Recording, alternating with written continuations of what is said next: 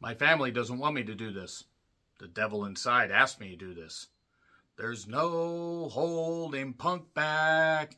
He's not here to make friends, he's here to make money, and Drew is under attack. He ripped up that bracelet, you shouldn't have done that, and now he's gonna pay with his blood, and Punk will see him in hell.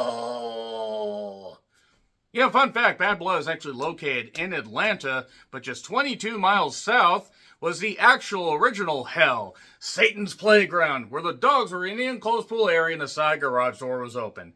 Me, oh my, down on the, oh my God, they're all dead by you. What is wrong with me? I don't know. I'm John Renton with my review, WWE Raw from the Moda Center in Portland, Oregon. 19,000 seat capacity. They had around 10,300 people. And people were pointing out, oh my God, there's so many empty seats.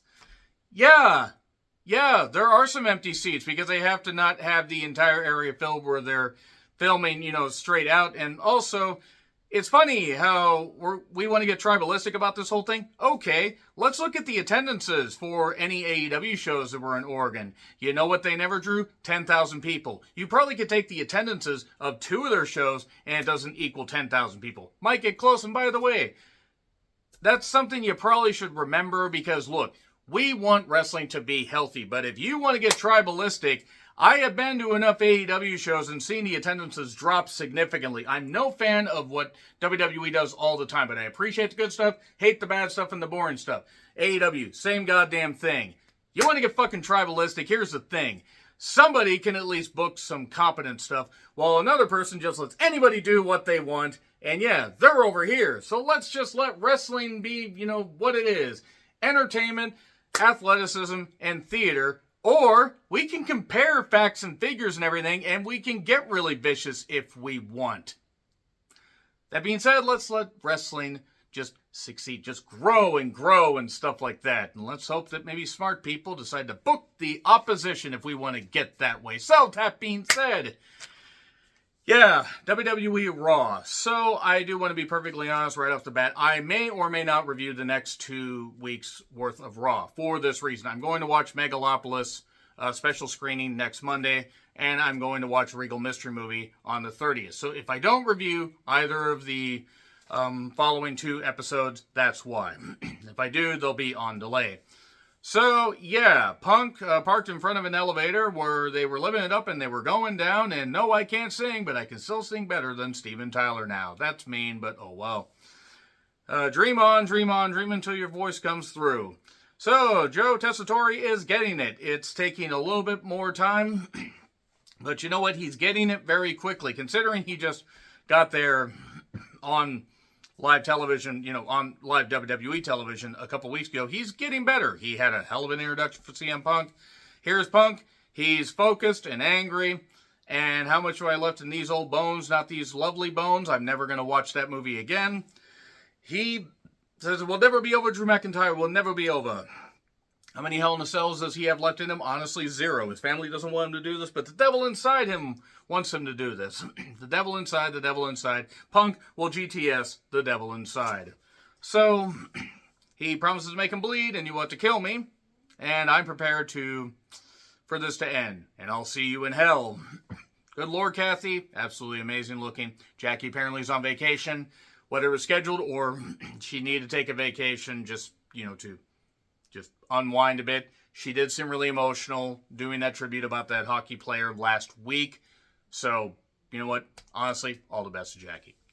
So, basically, Sheamus says don't call Pete Butch. They had a match. There were Butch chants. They laid shit in. The crowd liked it. And instead of a shillelagh, we got a cricket bat being used. And then Peter Dune got the victory. Not bad, but I didn't necessarily care about it. And then Balor and Priest recast. Priest, Rhea, Jay, and Xavier. Xavier doesn't want any help. They want to win the tag titles on their own. They're going to win them after Miz wants to know what Braun meant by saying that he was no match for Here Comes Bronson. And he says, well, I'm the Miz. Yes, you are. You are great. You've won every accolade. You've done all that. Sometimes it takes a monster to beat a monster. Natty, along with Lyra and a child, I'm sorry, that's Zelina, took on Zoe with the stud line, as it were. Great job, Mia Yim. Now, that's going to be stuck in my head. The Scissor Sorority. Let's just go with that. The Pure Scissor Collective. So Zoe is thrilled to be back in Portland, by the way, because she remembers helping Don Owen establish Portland wrestling. So this match was fine for what it was. It ended with a roll-up. Okay, fine. Natty got a win. Thrilled for Natty. Zoe hits a hell of a drop kick off the ropes. So, it was good action for what it was. The show took a little bit to get going, but I want to just take a little sidebar here because the stuff about Lyra. I saw a post where it was Lyra and her fiance. I didn't know or care she was in a relationship. Lyra, what a talent. Seems bright, seems personable, and I'm just going to say this much about everybody that wants to be extra creepy and extra weird when it comes to wrestlers and relationships.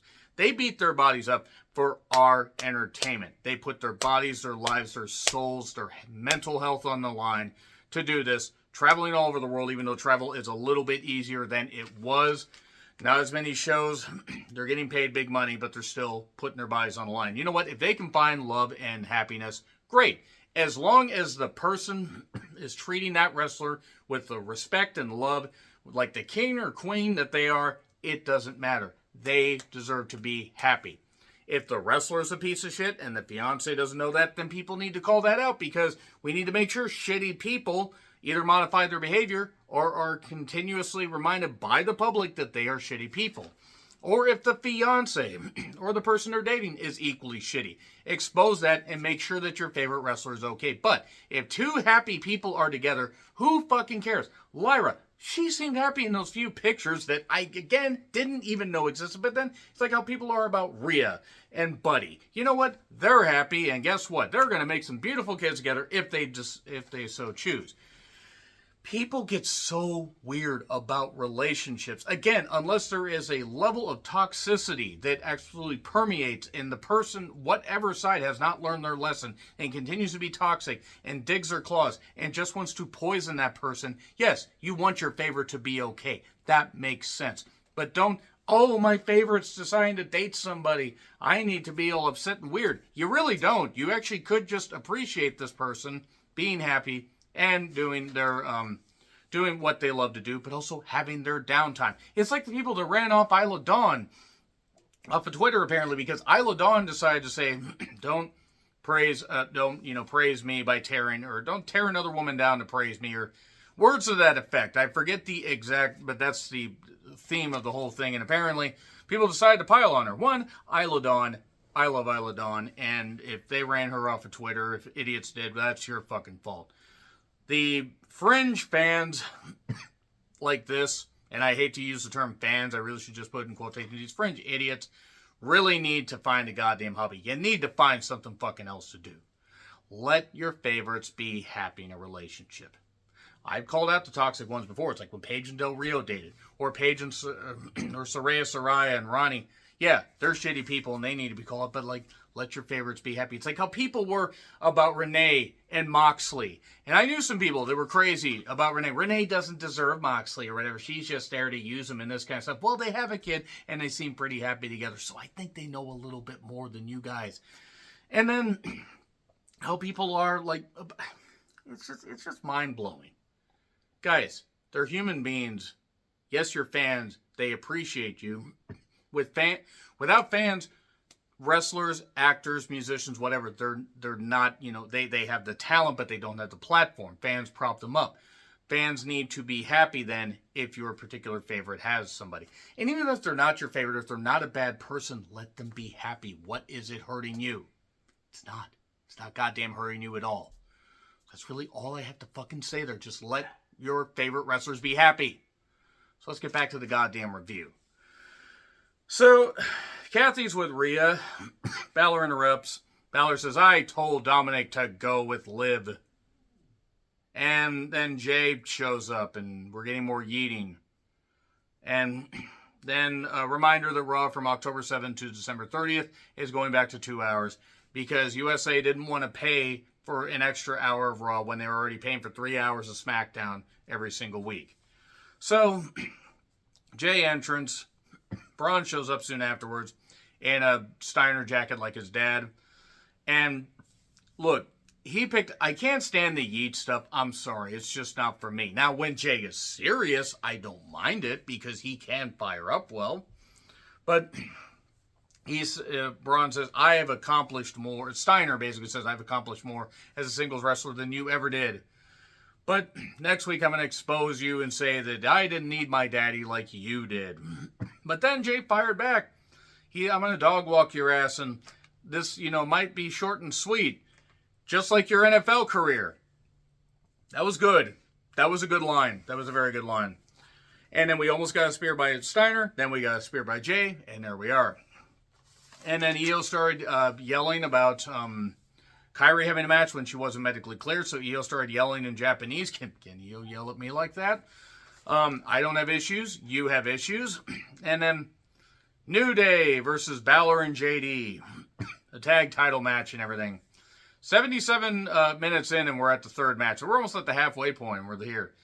Look, the match was what it was. The LWO, JD and, Judgment Day, they get in a fight and everything, and Kofi's out there. The referee doesn't make the 3 count after Xavier seemingly has the titles won. And Kofi's Kofi's caught in this whole fracas. And ref you suck chance, and then a stomp, 1, 2, 3. So the match was what it was. The fans were pissed. And Xavier's pissed at Kofi. He's sick of it. He's had enough. And, yeah, we have another tape. People make it seem like, the Wyatts are going after Judgment Day. Oh, goody, they're going to give the Wyatts the tag titles. That's what this show does not need. I'm sorry. People can like it. I don't. Xavier yells at the LWO. Kofi asked him to be part of it. He didn't tell Xavier. Xavier's pissed. Big E got mentioned. And mentioned in a way that makes me think, possibly.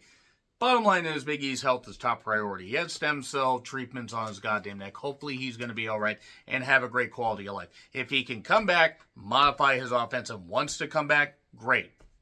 He may be the one to bring them back together. So, that's fine. That's a little bit of story building. I want to hope that Big E comes back, and you know what? The Rumble's right around the corner. The Rumble is in 4 months, 4.5 months. Why not? They could nurse this along for a bit. You could split them up for a little bit. And then you could have Big E bring them back together. So here comes Bronson. He says he's going to destroy Braun. That match doesn't happen because a whip into the top rope or the corner busts the top rope, and then we just get a big old fracas. A fan gets thrown at Braun Strowman by Here Comes Bronson. Just got thrown there. Tried to do the Wilhelm scream in a clip. That was funny. And then we get a barricade bump, and we get... Look, they're really trying here with Strowman, but Strowman's knees are shot. He cannot move. Like, when he gets up that speed, when he stops, it is literally like watching an overheated engine try to recover. So, they do the barricade bump. They battle into the back. He tips a golf cart over. And then we get a tsunami through the table. And then Braun spears Here Comes Bronson through a fake wall. Which I'll say they shot it better than the whole thing with Jericho and Samoa Joe. But it's still a fake wall thing and it looked stupid. It looked really, really stupid. And then we have... So that was what it was. Hey, the crowd loved it. I'll say that. And then the War Games ad where generals gather in their masses. He can't see without his glasses. The little shit had it coming in My Girl, by the way. I may retro-view that at some point. So, they come back from break. They have not moved them at all, not attempted to knock that fake wall down. They're just yelling. Yes, shout over the two prone, potentially damaged bodies. So, Kaiser then yelling at Pierce. Sammy gets in the ring. He's a lumberjack and he's okay. He works all night. He's insane all day. Still wants a shot at Gunther. Kaiser shows up to berate and talk about Sammy. Sammy calls his bluff. He at least had the balls to speak for yourself. Here's Gunther. And he says to Kaiser, do you have something you want to say? And Kaiser says, yes, I do. I had this. And then he attacks Sammy. And then we get this. And he lays him out with a DDT. Gunther's happy. Then he tries another DDT. And then and Gunther basically says, the answer to your challenge is still no. And then we get Sammy countering another DDT. Oh, Holuva kick. And there we are. So, cool. Was what it was. Kathy's with Priest. Here's Liv. Priest says that Rhea's going to stick something down Liv's throat. Stop thinking about it, Kier. I know you're thinking about it. You stop it. You get some goddamn... What is wrong with you? Who would think about an Australian Amazonian woman sticking something down a dirty blonde's throat? I certainly wouldn't. How dare you accuse me of that? Stop thinking about it, Kier. I know you're thinking. Poor Kier. Nice guy. Really nice guy. He might actually be happy if I don't review Raw the next couple weeks, because then he won't be called out for stuff he didn't actually do, but it's fun. It's a nice, fun bit. So, Io with Kyrie against Bianca with Jade. Watch this match. It's the best match of the night. It's one of the best TV matches they've had all year, because they kept the pace up. They didn't let it go long for the sake of going long. They let them just go nuts. Is it as great as their Backlash match? No. That was an incredible atmosphere. The Portland crowd was certainly insane. By the way, though, this match started nearly 50 minutes after the previous match ended. Yes, here comes Bronson and Strowman had their action, but still. On a 3-hour show, nearly 50 minutes. That's egregious. You don't need to have matches go long for the sake of it, like in another promotion, or even in WWE sometimes. But you need to have a happy balance. That being said, they make it look easy. Bianca makes it look easy. Io did an incredible dive outside. Bianca got wiped out. But then soon after, and this is after they had done some great stuff, some nice athletic shit. Io can work. Bianca can work. What a brilliant signing Bianca was. And I mean, I'm so happy that Io got to be in WWE. Io and Julia as a team or having a feud might send me into the afterlife, because boy howdy, those two shouting at me in Japanese. I don't have issues. You have issues. But there was a point where Io was choking. Can she choke me like that? I don't have issues. That being said, Bianca picks up Io in a vertical suplex and just walks her up the steps. And yes, Io is slight and she's athletic, but still, that is picking up another full-grown person and picking him up and then tossing him in. And then she tries a 450, a little too far out though, but credit to her for basically clearing the distance. But then the KOD got stopped, and suddenly a roll-up 1, 2, 3. Io wins. Great TV match. Great shit. Really good shit. Still want Io to shout it. Anyway, moving on. American made is toast. They're toast. Kaiser then basically says that he will show how bitter Sammy is. Ilya then talks to Jay. Seems like Ilya's teasing a little bit of being upset at Jay. And then JD, Judgment Day, talks to Ilya. And I'm kind of sick of the Judgment Day. I mean, they're doing their best to build this, but whatever. Bad Blood rundown. Again, I may review next week's show. I may review the following week's show. If I don't, though, I do apologize. So Priest with Rhea took on Dominic with Judgment Day. They paced it well. Later we got interference. Wade got taken out at one point, proving that Wade just had to grin and bear it. And then the South of Heaven... Excuse me. Allergies are a bitch. South of Heaven, 1, 2, 3. Immediate attack. Here's Jay. I think Jay was either too fast or Steiner missed his cue, because Jay's just like, you stand around and do this, and oh shit, a spear. And yeah, and a stomp to Priest, and they're just laying him out and everything. And I'm going to close with this and everything, because I will agree. That is how you build. It's like, that's how you build a fucking faction, according to Kier. Because, Kier, they're a fucking faction. Well, they can't go Netflix soon enough, because then it's going to be like that meme with the dirty blonde and the guy standing behind, and it's going to be great. Isn't that right, Kier? What is wrong with you? Kier's going to kill me one of these days. He's absolutely going to kill me. But yeah, they're a fucking faction. It's the Judgment Day. It's like, all thighs for the Judgment Day. I can make so many jokes about this. Live and let thigh. Do-do-do. Do-do-do-do-do-do-do-do-do. I'm nearly 44 years old, still doing this shit. What the fuck is wrong with me? Thanks, Kier. They're a fucking faction. So now I'm going to run that into the goddamn ground. So, you know what? Actually, overall, pretty good episode. Overall. Io and Bianca really just steal the goddamn show. Again, if you don't see Raw reviews for the next 2 weeks, if you don't see that much WWE content for the next couple weeks, going to be doing a lot of movies, going to be doing a lot of stuff. There you go. But anyway, agree, disagree, what I said, like, share, subscribe, Twitter handle in the description. I'm John Rickland. I'll see you soon.